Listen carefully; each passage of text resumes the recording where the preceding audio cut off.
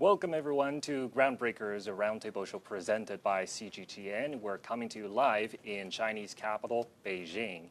Today, China's two sessions is underway, is an annual political gathering here that gathers both NPC deputies and CPPCC members to review what China has been achieved over the past year, and most importantly, to see and plan out the roadmap for the year ahead. So today in the studio, we're joined by a panel of our own colleagues, Sean from our Washington D.C. bureau, Peninah from Nairobi bureau, and our Gerald Xinchen from China's Chengdu bureau. Welcome, all of you, a big welcome. I know it's a tight schedule for all of you guys and for me as well. We've got lots of events to cover and lots of things to digest and reflect on. So first of all, why don't we just start with some of the main takeaways from the opening session yesterday. So China sets its GDP growth target at around 5% for 2024, and it aims to create over 12 million new urban jobs. So these figures actually shows that China's confident about the economic development this year. And actually the report covers a wide range of topics, be it economy, science and technology, healthcare, as well as education, so you name it. So I just want to start by asking you guys, what are some of the topics that you've been following over the past couple of days? Why don't we start with Sean? Great. It's wonderful to be here, and thanks for that wonderful setup.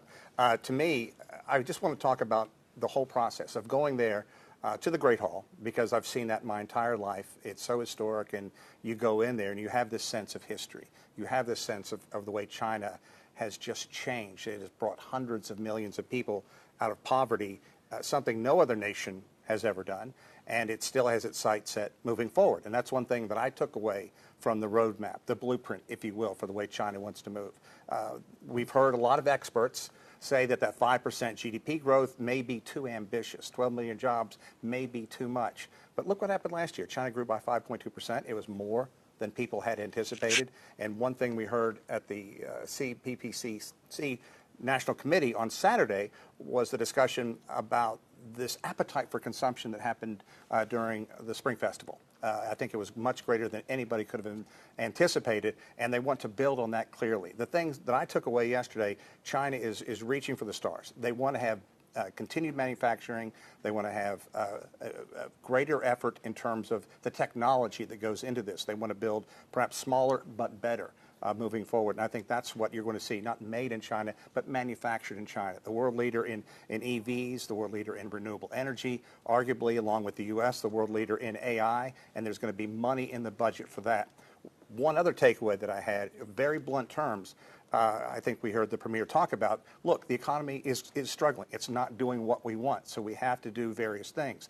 And one of that is there's going to be no money for vanity projects. And that's, I think, anybody who follows legislatures or lawmakers or government workers anywhere, that's good news. They don't want to waste money. They're going to be very careful about what they spend the money on. They want it to be good, and they want this growth solid, and they want it stable, a good foundation in which to build. Right. Technology innovation, I think that's one of the key focuses, a term that is actually put forward last year, the new quality productive forces. I think we've all been very familiar with this. So it actually shows that China's been focusing more and more on the quality in terms of its manufacturing. Now it's more than just produced in China, it's creatively designed in China instead. So Peninah, what are some of your topics that you've been following? I mean, for me, economy was obviously a big one because, as you know, China is Africa's biggest trading partner, and so the health of China pretty much determines as well the health of my continent. So China is one of the lenders in Africa, and people have been talking about, oh, African countries are overburdened by China with these debts and stuff like that. But I think for me, it was good and very important to understand where China is economically, especially given how badly hit it was by COVID. How is China recovering now, and what does that mean for my continent? And the second thing, Kaiyi will tell you, is also the role of science and tech in modernization of China, because we as Africans are also looking to modernize ourselves, and China is pretty key as well in that. Sean did talk about the infrastructure development that's a big thing for us, China, that is doing in Africa. And tech has played a huge role when it comes to that. Just before the show started, I was telling you guys about a story I did last year in Congo-Brazzaville and how China did build this big, massive highway that nobody else actually thought could be done. Other countries that had been approached by Congo-Brazzaville to do it had said it's impossible because it passes through the thick Congo Belt forest. And I mean, you have to see that terrain to understand what it means to have a road, a highway, to be constructed through all of that huge, massive forest and to the coastal city of Peninah, where the port is located. But it happened. You know, it was done with so many challenges for the Chinese, but they did it. And they did that using technology. So it's a big topic. The other one for me is environment. Yeah. I mean, it's a big deal. Africa is the hardest hit by global change, and yet we're the least emitters. But China and the United States are some of the biggest polluters. Right. And I'm sorry, Sean, but in the previous regime, we didn't see a lot of commitment in that.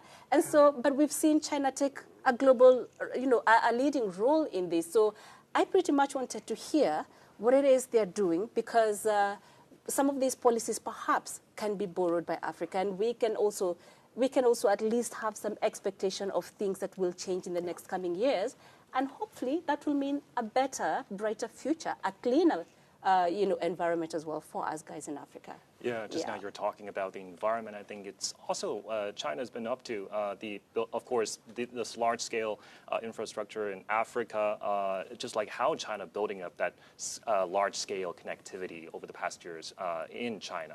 Now it's actually helping countries like African countries, you know, around the world to have that same level of connectivity. And I think there's also a term in China called new industrialization. Mm-hmm. I think it also refers to China has been renovating or improving its manufacturing in a more tech-driven and innovative, and more importantly, eco-friendly way. So I think, yeah, that's what China has been up to in recent years. And you know, if I could jump in just before we move on.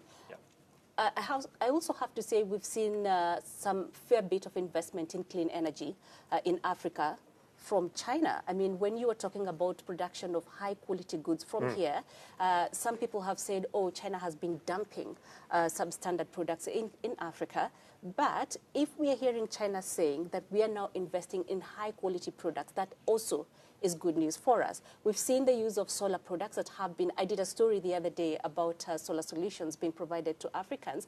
And, you know, it might not be a lot for you guys in the developed part of this world, but for us in Africa, having those small torches that run on solar, people practically in villages put them on the top of their roofs so that they can charge, and in the evening they have electricity. And those small torches as well act as a radio and as well provide a port to charge your phone. Can you imagine what that must mean for the ordinary African in the village? I mean, it's huge, yes. Yeah. And we're getting those products from China. So yeah, a big deal for us. Right, yeah. Right. So what about Gerald? What's your topic? Absolutely. I'm also looking like after economy, how economy is performing here in China, and the world is tuning on to that. I think the 5%, around 5% GDP growth target is one of the most watched number, I think, around the world in this week.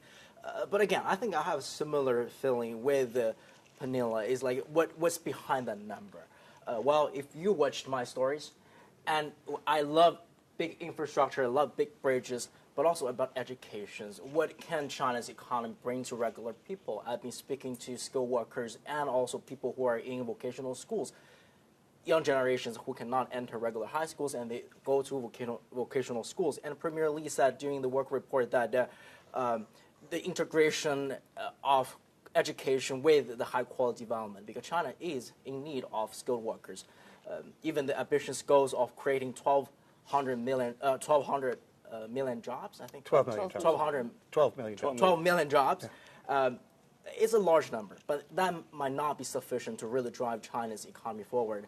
I've been speaking to devotees. They think 5% GDP growth is very achievable, but then there will be challenges, sustainable issues, problems with the environment, and China has been trying so hard for its green emission, but then because a green transformation, but then the economy is so large, there are still a lot of pollution happening. And from the work report said that the installation of green energy-powered plants surpass the rate of coal-fired power plants. I've been visiting a lot of coal-fired power plants for the past 2 years in China. China is the world's largest energy consumer. We're the U.S.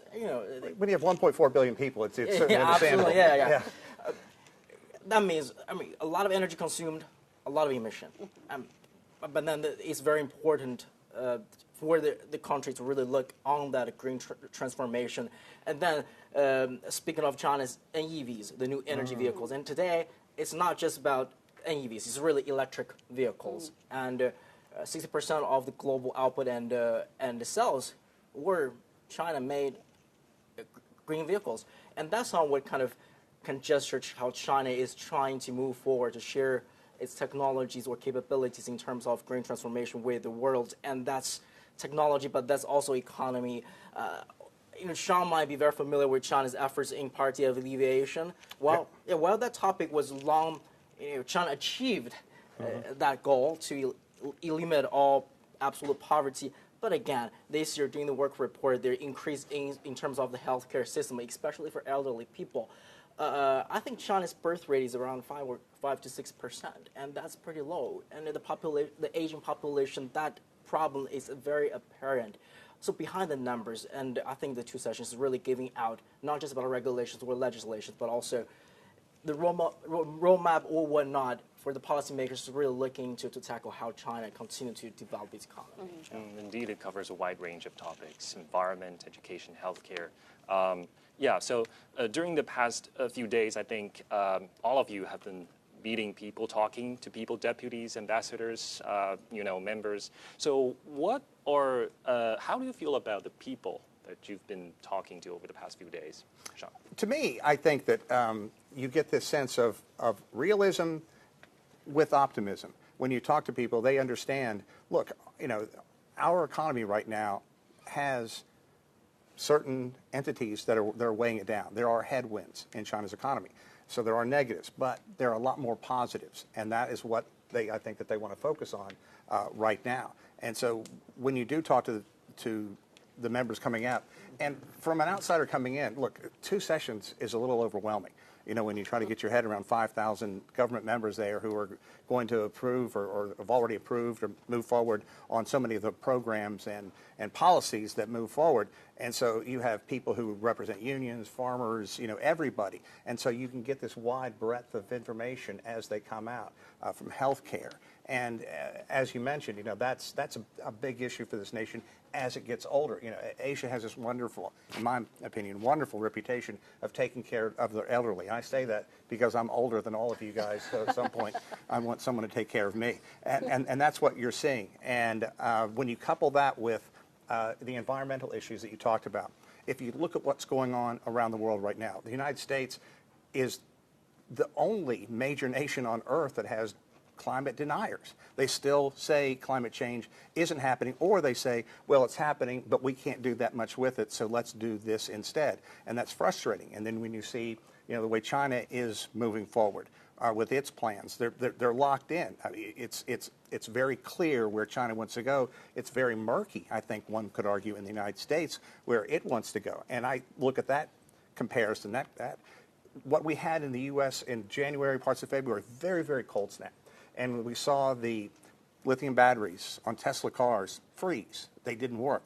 And that gave all the deniers, all the critics in the United States, all this information to say, see, this is a waste of money. We need to build cars the way GM, the way Ford, the way they've always been built.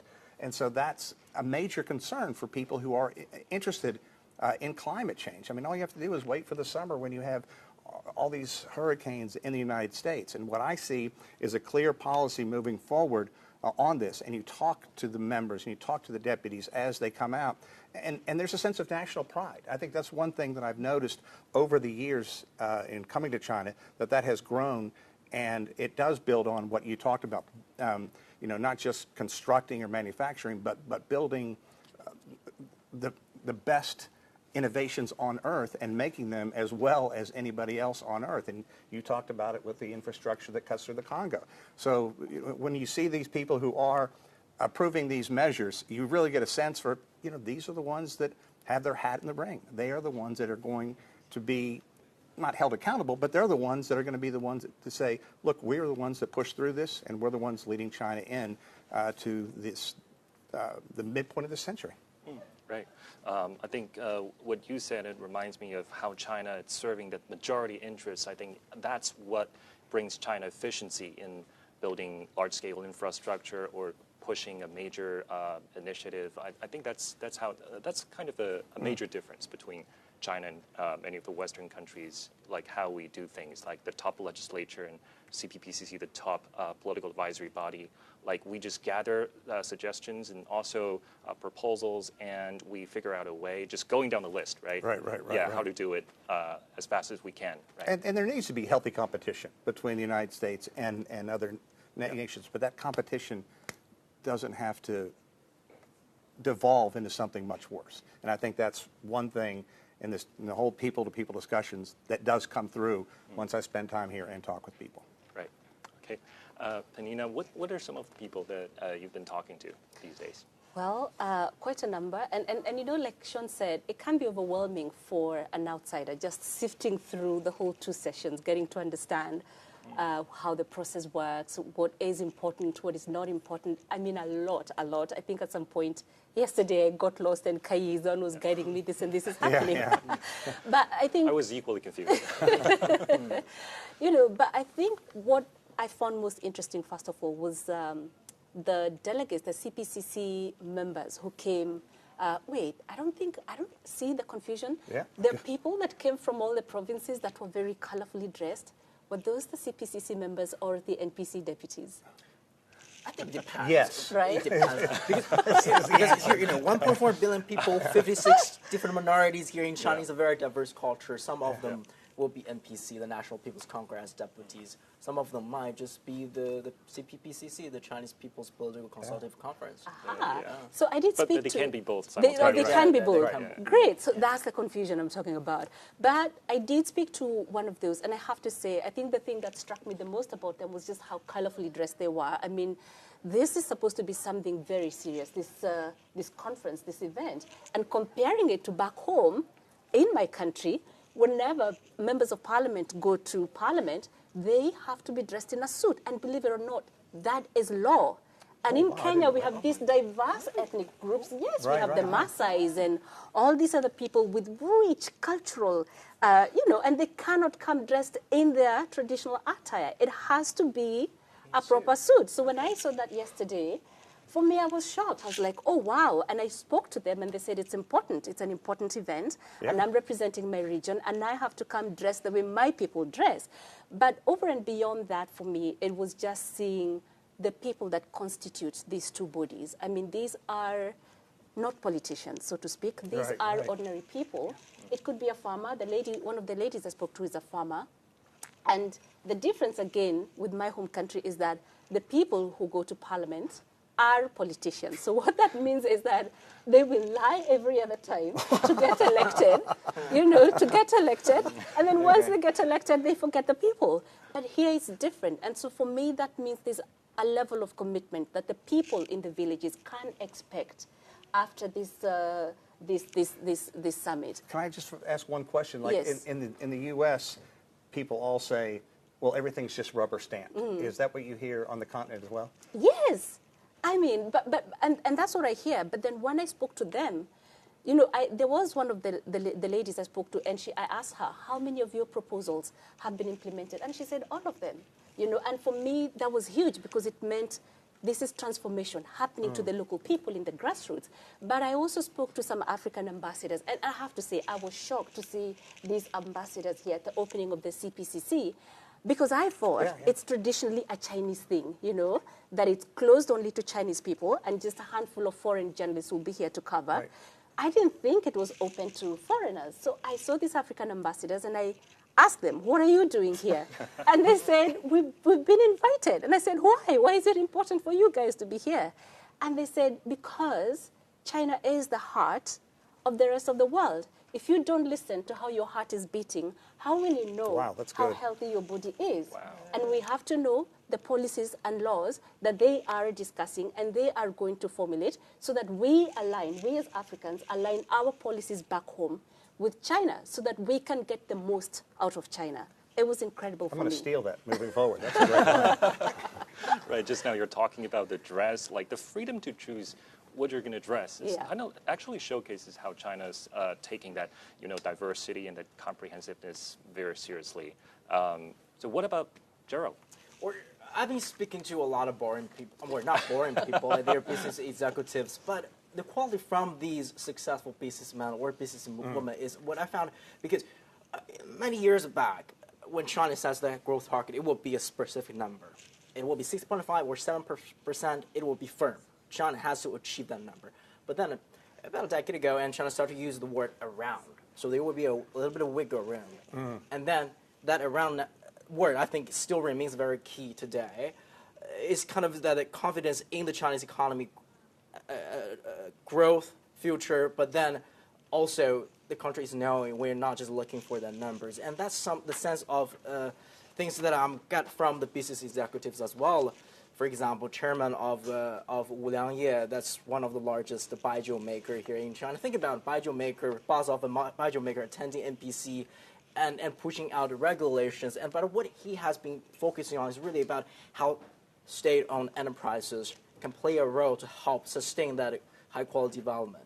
Because in Western world, when people think about state-owned enterprises, there is always a negative tone attached to it. Think, oh, okay, they're just burning the cash from the government, but not really. Enterprises here in China, state-owned or private sectors, they are still trying to play into the characteristics of the market. I've been speaking to China Auto, that actually many years back China was making weapons, but now it's one of the largest NEV makers in the world. The direct competition of BYD. And they've been saying that they are confident of that 5% number GDP growth, but also we're facing a lot of challenges. The recovery post-COVID, talented people shortage, and of course the external pressures the Biden has commented on exports of Chinese EVs to the U.S. And last year, the European Union has also put new sanctions on importing EVs from China. But then the president of China also said it can be a thing for China to really kind of adapt the global market because in today's very digitalized world, everything is kind of tailored towards individual needs.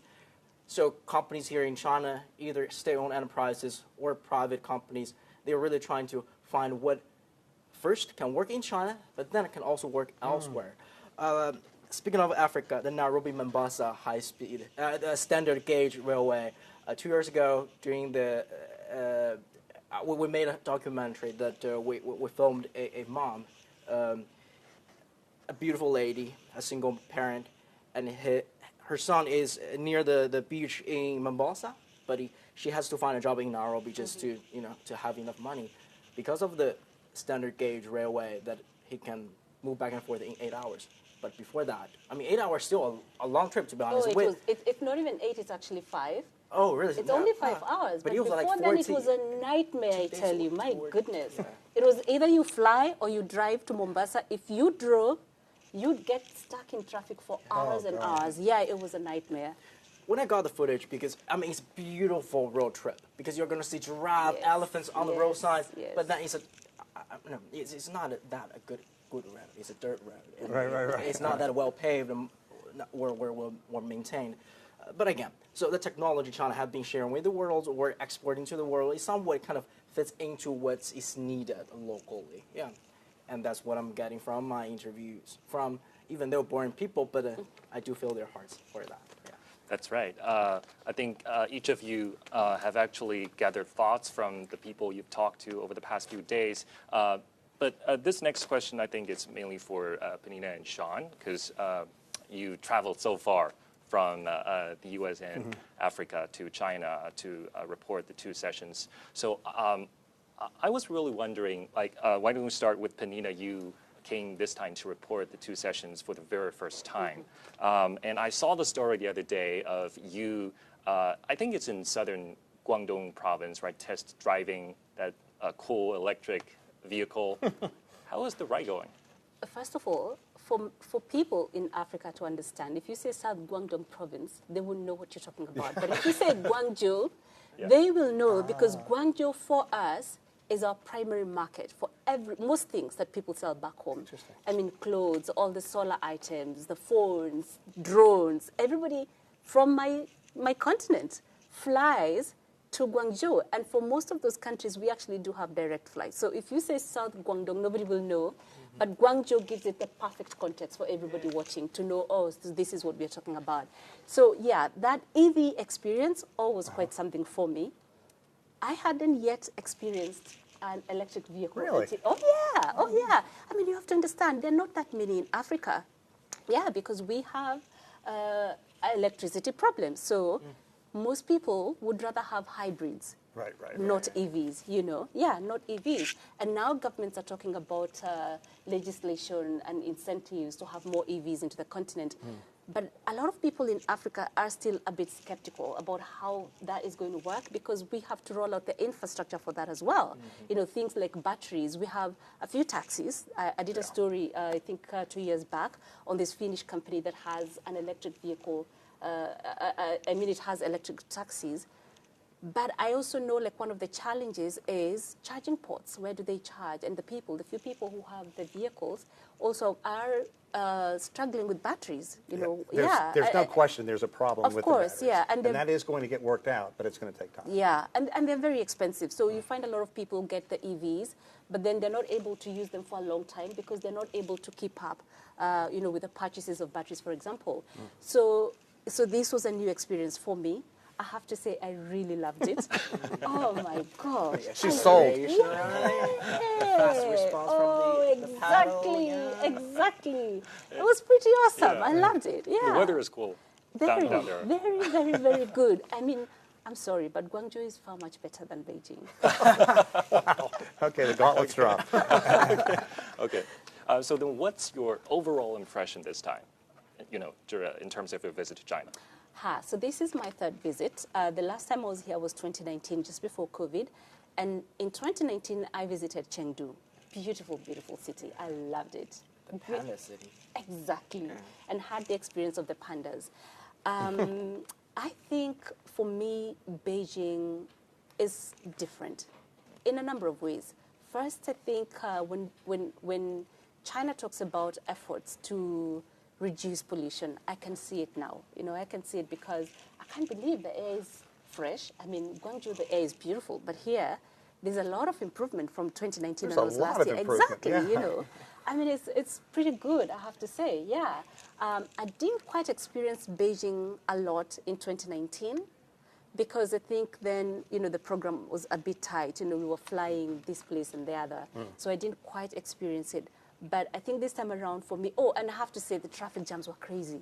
I haven't encountered that yet. I don't know if Beijing has changed in that regard, or I'm just lucky I haven't. Or the thing why I choose to base in Chengdu, just because the traffic jam, the people here, I mean, people are friendly, but just there's so many people. It's not just the traffic jam. Yeah.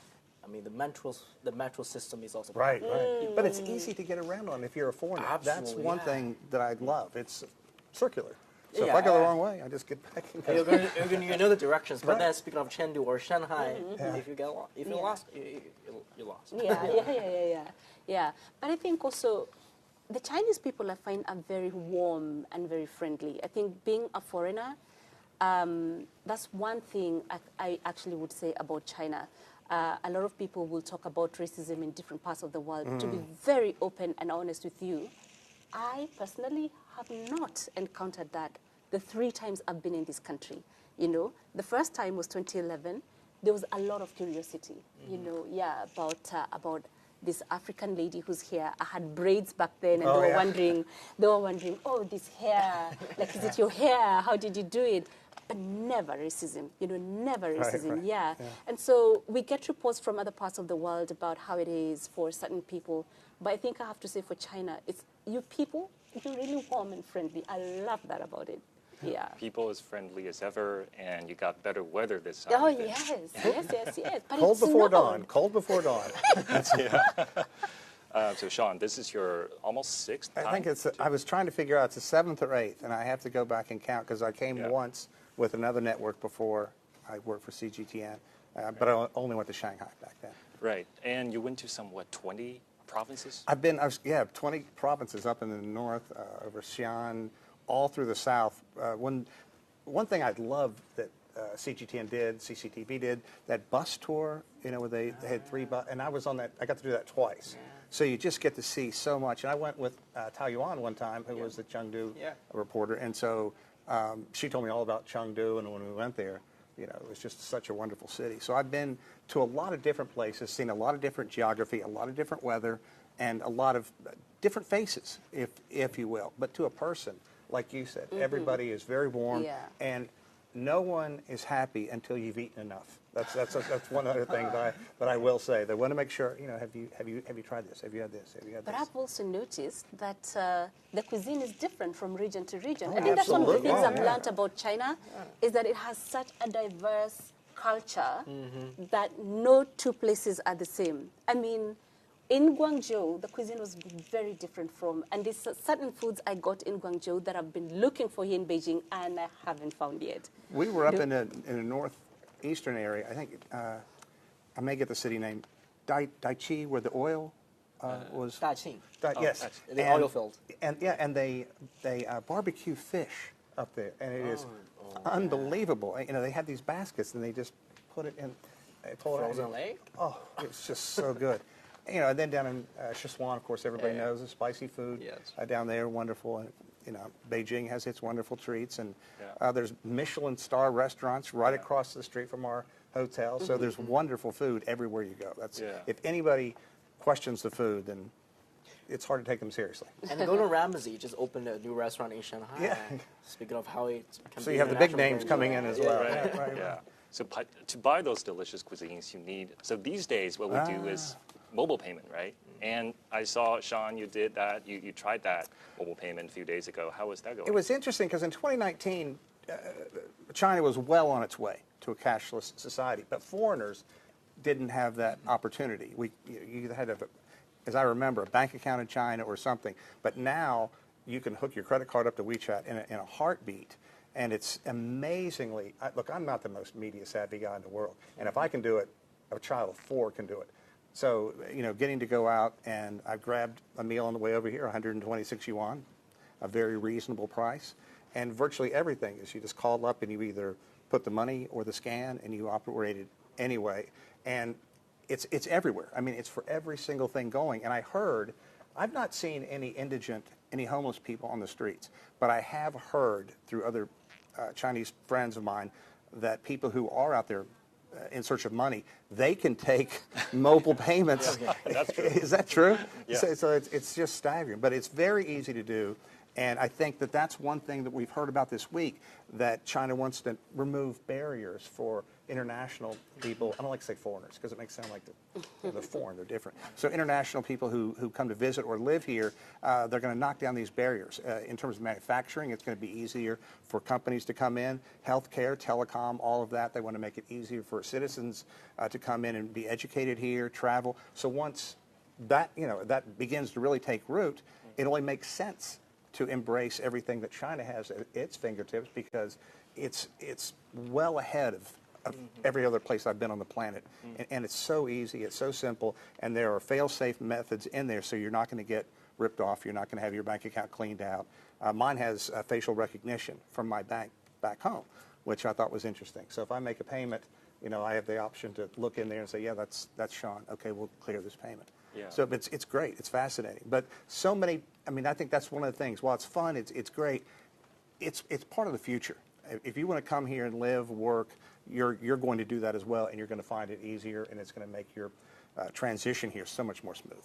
Right. I think that's also one thing mentioned in this year's government work report, to make it more convenient, easier for foreigners to come to China, to come work, study, travel to China. And I think that's also one of the key focuses this year for China. But just to add onto that mobile payments, we actually do have that system in Kenya, and in Kenya we call it M-Pesa, Yes, and we've had it for years, and I was just telling Kaiyi before the show began, I have made all my payments from China back home.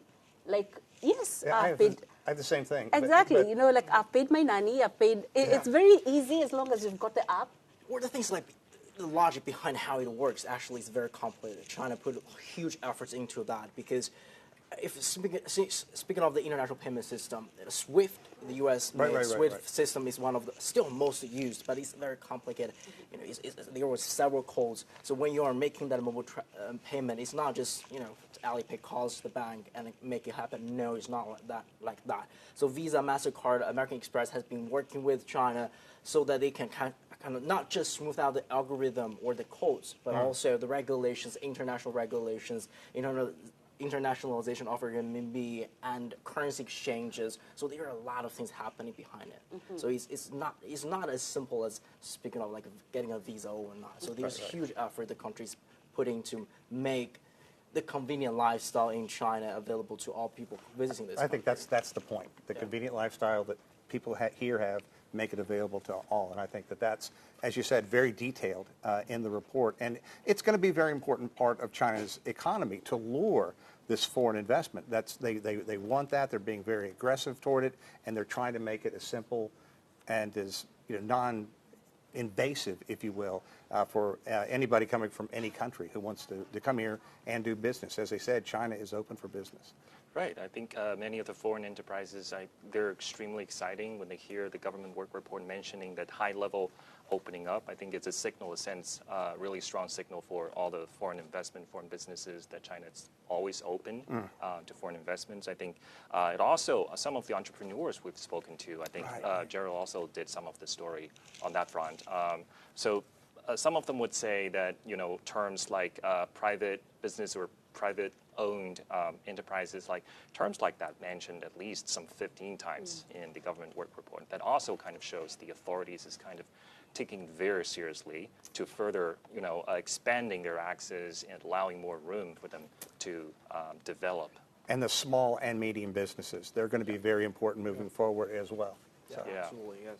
Yeah, and there are also some foreign journalists that at least I spoke to, some of the from international media outlets, like they're kind of saying that China's government work group, while China's 2 sessions is a domestic political gathering for China, it certainly gathers worldwide attention because right now I think the world has been facing mounting challenges, including geoeconomic fragmentation, geopolitical crises, trade friction, inflation, you name it.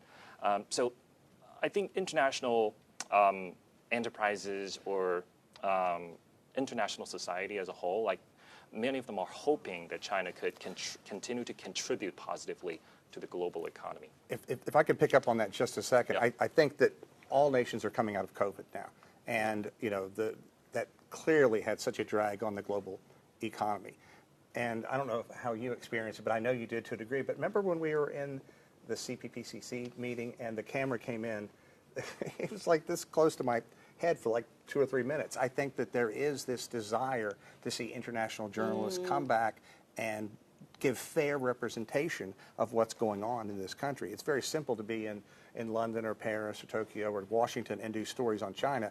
But if you really need to come here. They kept asking me for interviews, and I'd be like, I work for CGTN, I'm one of you. And you would just see them, like crestfallen. But yeah, we had the same thing. And Yao, back there, my friend, we were over at Tibetan, what's it's called? Open Day? Open Day. And so we were there talking, and then afterward, I just wanted to ask some questions to clear up some, if I understood what things.